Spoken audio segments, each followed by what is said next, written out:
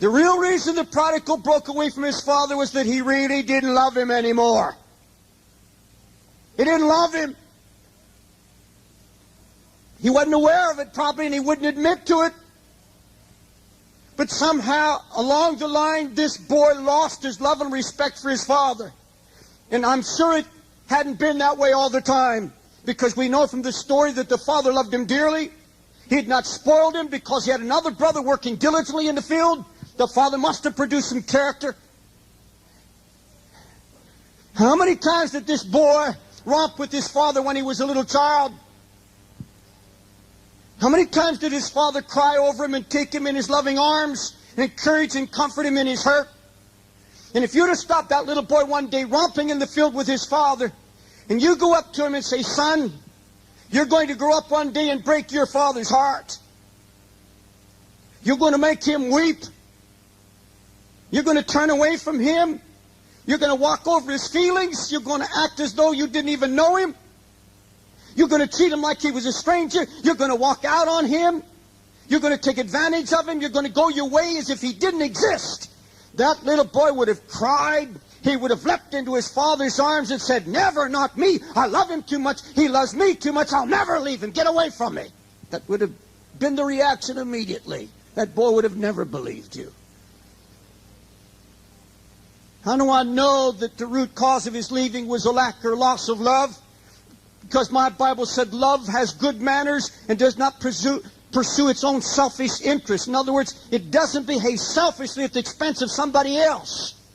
But this boy was behaving selfishly. He had his own friends now, thinking only of his own interests. He wasn't even thinking of his father.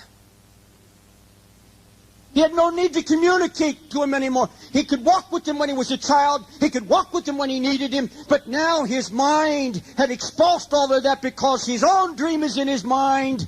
But the dream came because he lost his love for his father.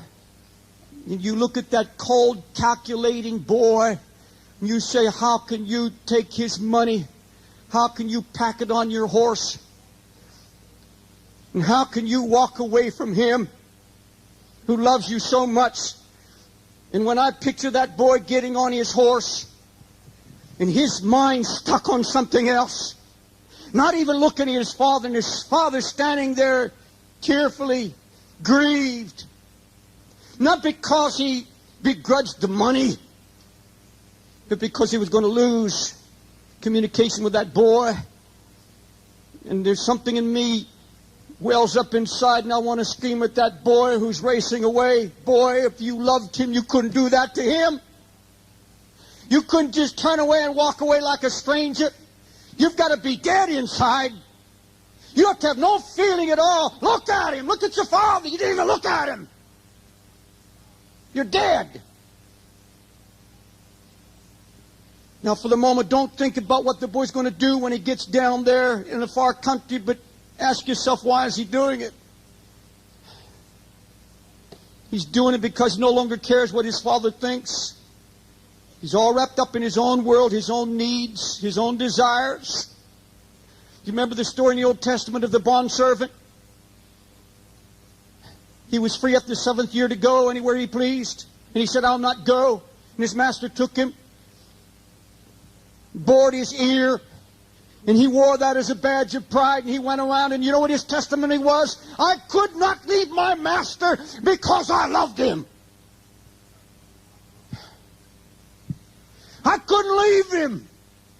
I have this hole in my ear as a badge of my love. I couldn't walk away. All my friends were walking away, but I couldn't walk away because I loved him."